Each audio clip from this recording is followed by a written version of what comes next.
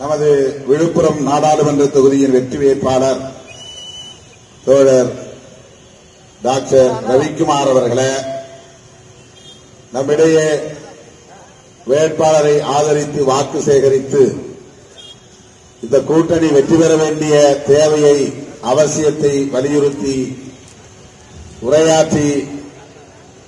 உரையாற்றியிருக்கிற மாண்புமிகு உயர்கல்வித்துறை அமைச்சர் அண்ணன் டாக்டர் பொன்முடி அவர்களே, கள்ளக்குறிச்சி நாடாளுமன்ற உறுப்பினர் அன்பு சகோதரர் கௌதம சிகாமணி அவர்களே, சட்டமன்ற உறுப்பினர் அன்பு சகோதரர் லட்சுமணன் அவர்களே, அன்பு சகோதரர் ஜனகராஜ் அவர்களே, சகோதரர் அன்பு சகோதரர் சி புருஷோத்தம் புஷ்பராஜ் அவர்களே, திரு ஜெயச்சந்திரன் அவர்களே, திரு சர்க்கரை அவர்களே, மற்றும் காங்கிரஸ், இடதுசாரி கட்சிகள், மறுமலர்ச்சி திராவிட முன்னேற்றக் கழகம், இந்திய யூனியன் முஸ்லீம் லீக், மனிதநேய மக்கள் கட்சி, தமிழக வாழ்வுரிமை கட்சி, மக்கள் நீதி மையம் உள்ளிட்ட நமது தோழமை கட்சிகளை சார்ந்த மாவட்ட பொறுப்பாளர்களே, நகர பொறுப்பாளர்களே,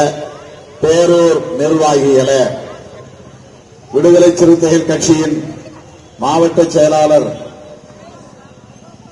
வைதாவூர் பெரியார் உள்ளிட்ட வைகரெட்டி பெரியார் உள்ளிட்ட முன்னணி பொறுப்பாளர்களே, திரளாக கூடியிருக்கிற என் உயிரின் உயிரான விடுதலை சிறுத்தைகளே, உங்கள் அனைவருக்கும் என்னுடைய பணிவார்ந்த வணக்கத்தை தெரிவித்துக் கொள்கிறேன். பெயர்கள் விடுபட்டிருந்தால் பொறுத்தருட வேண்டுகிறேன். கொடுத்தும் வெயிலில் நீண்ட நேரம் உங்களை நிற்க வைக்க விரும்பவில்லை. அண்ணன் அவர்கள், மாண்புமிகு அமைச்சர் அவர்கள், நம்மை எதிர்த்து போட்டியிடக்கூடிய வேட்பாளர்கள் அனைவரும் டெபாசிட் இழக்க வேண்டும் என்ற கருத்தை இங்கே அழுத்தமாக பதிவு செய்திருக்கிறார். தமிழ்நாட்டிலேயே மிக அதிகமான வாக்குகளின் வித்தியாசத்தில் விழுப்புரம் வேட்பாளர் ரவிக்குமார் வெற்றி பெற வேண்டும் என்பதையும் தன்னுடைய விளைவை இங்கே வெளிப்படுத்தியிருக்கிறார். திருமாவளவனும் ரவிக்குமாரும் பெரியார் பாசறையில் வளர்ந்தவர்கள், சமூக நீதிக்காக போராடக்கூடியவர்கள். அந்த குரல் மீண்டும் பாராளுமன்றத்திலே ஒலிக்க வேண்டும் என்று இங்கே மக்களுக்கு அறிவிப்பு செய்திருக்கிறார். அருமை தோழர்களே, ரவிக்குமார் வெற்றி பெற்றால் அது நம்முடைய மாண்புமிகு முதல்வர் அண்ணன் தளபதி அவர்களின் முயற்சிக்கு கிடைத்த வெற்றி. அவர் இந்தியா கூட்டணியை உருவாக்குவதற்கு எடுத்துக்கொண்ட முயற்சி என்பது அளப்பரியது. பாரதிய ஜனதா கடந்த 10 ஆண்டு காலமாக இந்தியாவை ஆண்டு கொண்டிருக்கிறது. நாட்டில் எந்த வளர்ச்சியும் இல்லை. உலக அரங்கில் இந்தியாவின் மதிப்பு சரிந்து கொண்டே இருக்கிறது. இந்திய பொருளாதாரம் வீழ்ச்சியடைந்து கொண்டிருக்கிறது. ஒவ்வொரு நாளும் விலைவாசி உயர்வு வானத்தை தொடக்கூடிய அளவுக்கு போய்க் கொண்டிருக்கிறது. பெட்ரோல் டீசல் விலை உயர்வு 3 மாதங்களுக்கு ஒருமுறை நிகழ்ந்து கொண்டே இருக்கிறது. இந்த தேர்தலை ஒட்டி சமையல் எரிவாயு, பெட்ரோல், டீசல் ஆகியவற்றின் விலையை கொஞ்சம் குறைத்து நாடகம் ஆடுகிறார் மோடி. தேர்தல் முடிந்த உடனேயே நீங்கள் வாக்கு போட்டு முடிந்த அடுத்த நாளே பெட்ரோல் டீசல் விலையை மீண்டும் உயர்த்துவார் மோடி. இந்த 10 ஆண்டுகளில் அவர் சாதித்த சாதனை, உலக நாடுகள் முழுவதும் பறந்து கொண்டே இருந்தார் தன்னுடைய நண்பர்களுக்காக, அதானி அம்பானி என்கிற கார்ப்பரேட் முதலாளிகளுக்காக.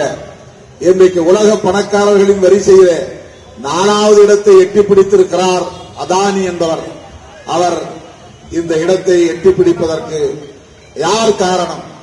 மோடிதான் காரணம்.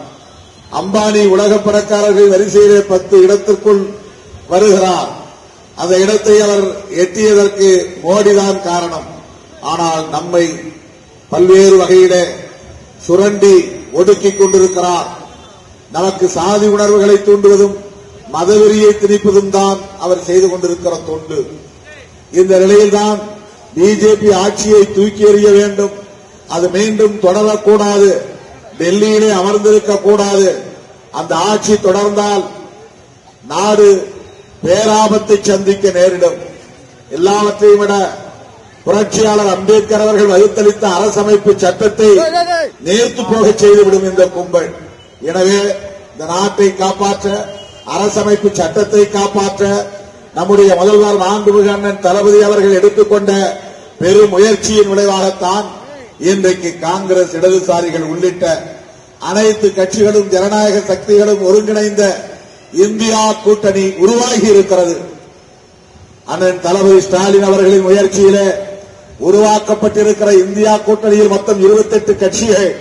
அந்த 28 கட்சிகளில் இந்தியாவிலேயே விரல் விட்டு எண்ணக்கூடிய 28 கட்சிகளுள் இன்றைக்கு விடுதலை சிறுத்தைகள் கட்சியும் ஒரு அங்கம் என்பதை நான் பெருமையோடு பதிவு செய்ய கடமைப்பட்டிருக்கிறேன்.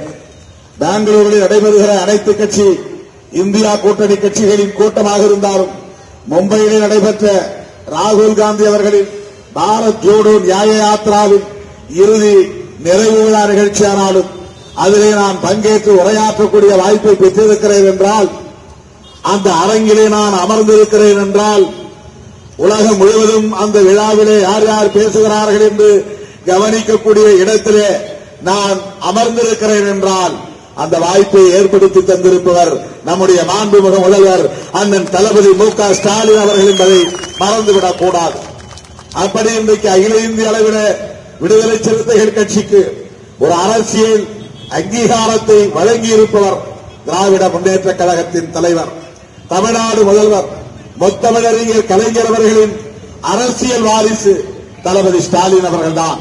அவர் ஏன் இந்த முயற்சியை எடுத்தார்? தமிழ்நாட்டில் மட்டும் அவர் அரசியல் செய்தால் போதுமே, அதிமுகவை மட்டும் எதிர்த்தால் போதுமே. அவரை எதிர்க்க இங்கு ஆளே இல்லை. எடப்பாடி அவர்களால் இன்றைக்கு திமுகவை எதிர்த்து அரசியல் செய்ய முடியவில்லை. அவருடைய பலவீனத்தால் தான் நம்முடைய அண்ணாமலை இன்றைக்கு நாள்தோறும் ஒரு பேட்டியை கொடுத்துக் கொண்டிருக்கிறார், பிதற்றிக் கொண்டிருக்கிறார். எடப்பாடி வலுவாக இருந்தால் அண்ணாமலை இருக்கிற இடமே தெரியாது.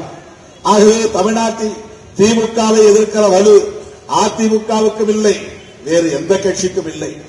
அப்படி ஒரு சூழலில் திமுக தமிழ்நாட்டில் மிக இலகுவாக தேர்தல் அரசியலை எதிர்கொள்ள முடியும்.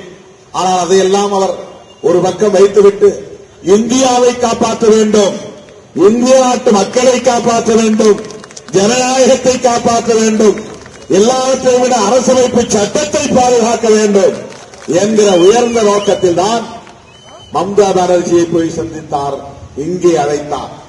அகிலேஷ் யாதவை அழைத்தார். தேஜஸ்வி யாதவ், லல்லு பிரசாத் யாதவுடைய மகன் தேஜஸ்வி யாதவ் அவரை அழைத்து வந்த நிகழ்ச்சியை நடத்தினார். பால் தாக்கரேவே மகன் உத்தவ் தாக்கரேவை அழைத்து வந்த நிகழ்ச்சியை நடத்தினார். சீதாராம் யெச்சூரி, டி ராஜா, திவங்கர் பட்டாச்சாரியா போன்ற தலைவர்களை எல்லாம் தொடர்பு கொண்டு அவர்களோடு உறவாடிக் கொண்டு இன்றைக்கு இந்திய அளவிலே ஒரு கூட்டணியை உருவாக்கிய பெருமை அண்ணன் தளபதி அவர்களை சாரும். தமிழ்நாட்டை மட்டும் காப்பாற்றினால் போதாது, இந்திய நாட்டையே காப்பாற்ற வேண்டும். அதுதான் அண்ணன் அவர்களின் நோக்கம், அதுதான் சிற்பிகளின் நோக்கம். ஆகவேதான் அண்ணன் தளபதி ஸ்டாலின் அவர்களின் கைகளை சிறுத்தைகள் இறுக பற்றி கிடக்கிறோம், இணைந்து பயணிக்கிறோம், துணிந்து களமாடுகிறோம். அருமை தோழர்களே, இந்திய அரசமைப்பு சட்டத்தை பாதுகாக்க வேண்டுமானால், இந்திய நாட்டை காப்பாற்ற வேண்டுமானால், ஜனநாயகத்தை காப்பாற்ற வேண்டுமானால், தமிழ்நாட்டில் நாம் 40க்கு 40 இடங்களில் வெற்றி பெற்றாக வேண்டும்.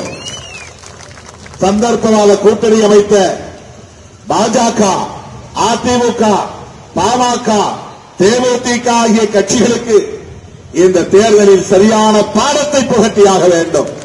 இந்த தேர்தலுக்கு பிறகு அந்த கூட்டணியில் இடம்பெற்றுள்ள பல கட்சிகள் காணாமல் போய்விடுவார்கள். தமிழ்நாட்டிலே திராவிட முன்னேற்ற கழகத்தின் தலைமையிலான அணிகள் கட்சிகள் தான் கொள்கை சார்ந்து இந்திய அளவிலான பார்வையோடு இயங்குகிற கட்சிகள். இந்த கட்சிகள் மக்களின் செல்வாக்கோடு இந்த 40 இடங்களிலும் வெற்றி பெற்றால், மேற்கு வங்கத்திலே மம்தா வெற்றி பெறுவார், உத்தரப்பிரதேசத்திலே அகிலேஷ் யாதவ் வெற்றி பெறுவார், மகாராஷ்டிராவிலே சரத்பவாரும் உத்தவ் தாக்கரேவும் வெற்றி பெறுவார்கள், பீகாரிலே தேஜஸ்வி யாதவ் வெற்றி பெறுவார், கேரளாவிலே இடதுசாரிகள் வெற்றி பெறுவார்கள், கர்நாடகாவிலே காங்கிரஸ் வெற்றி பெறும். இப்படி இந்த மாநிலங்களில் எல்லாம் நம்முடைய கூட்டணியே வெற்றி பெற்று இந்தியா கூட்டணி நாட்டை ஆளும், இந்தியா நாடு மீளும் என்பதை சொல்லி தோழர் ரவிக்குமார் அவர்களுக்கு பானை சின்னத்திலே வாக்களித்து அவரை மீண்டும் நாடாளுமன்றத்திற்கு நீங்கள் அனுப்பி வைக்க வேண்டும். அவர் எத்தகைய ஆற்றல் வாய்ந்தவர் என்பதை அண்ணன் அவர்கள், நம்முடைய மாண்புமிகு அமைச்சர் அவர்கள் இங்கே சொன்னார். சின்னத்தை காட்டிலும் ரவிக்குமார் என்கிற பெயர் போதும், ரவிக்குமார் என்கிற நபர் அந்த அடையாளம் போதும் என்று சொன்னார் என்றால் அவரே ஒரு டாக்டரேட் தான். அண்ணன் பொன்முடி அவர்கள் கருப்பினத்தை சார்ந்த மக்களின் கலாச்சாரம், அரசியல், பண்பாடு, திராவிட கலாச்சாரம், பண்பாடு இவற்றை ஒப்பிட்டு பல்கலைக்கழகத்தில் ஆய்வு செய்து டாக்டர் பட்டம் பெற்றவர், பேராசிரியராக இருந்தவர். டிராவிடியன் கல்ச்சர் மற்றும் ஆப்பிரிக்கன் கல்ச்சர், அவர்களும் நாமும் எப்படிப்பட்டவர்களாக, எந்த தொடர்பு நமக்கு இடையிலே கலாச்சார தொடர்பு இருக்கிறது என்பது குறித்து ஆய்வு செய்து அதிலே முனைவர் பட்டம் பெற்றவர், அவரின் பாராட்டை பெற்றவர் நம்முடைய முனைவர் பட்டம் பெற்ற ரவிக்குமார் அவர்கள் என்பதை இந்த இடத்திலே நான் சுட்டிக்காட்ட விரும்புகிறேன். எனவே அவருடைய குரல் மீண்டும் பாராளுமன்றத்திலே ஒலிக்க வேண்டும். அவரும் நானும் சேர்ந்து கடந்த காலத்தில் ஆற்றிய பணிகள், குறிப்பாக ஓபிசி சமூகத்தின் நலன்கள் குறித்த பணிகள் இன்றைக்கு பலராலும் பேசப்படுகிறது. மருத்துவ கல்வியிலே ஆல் இந்தியா கோட்டா என்கிற அந்த தொகுப்பிலே, மத்திய தொகுப்பிலே ஓபிசிக்கு இடஒதுக்கீடு இல்லை என்பதை அறிந்து முதலில் நாங்கள் இருவரும் தான் அந்த துறை தொடர்பான அமைச்சரை பார்த்து மனு கொடுத்தோம். நாடாளுமன்றத்திலே குரல் கொடுத்தோம். திராவிட முன்னேற்ற கழகத்தின் மாநிலங்களவை உறுப்பினர் வில்சன் அவர்களும் அதை அழுத்தமாக அங்கே பேசினார். திராவிட முன்னேற்ற கழக தலைவர் அண்ணன் தளபதி அவர்கள் உச்சநீதிமன்றத்தில் வழக்கு தொடுத்தார். நாமும் அந்த வழக்கிலே இணைந்து கொண்டு விடுதலை சிறுத்தைகளின் சார்பிலும் வழக்கு தொடுத்தோம். இன்றைக்கு OBC all India quota medical science, அதிலே இன்றைக்கு இந்திய அளவிலே 12,000 பேர் பயன்பெறுகிறார்கள். அதற்கு நாம் கொடுத்த அந்த குரல் தான் தோழர்களே. இப்படி சொல்லிக் கொண்டே போகலாம்.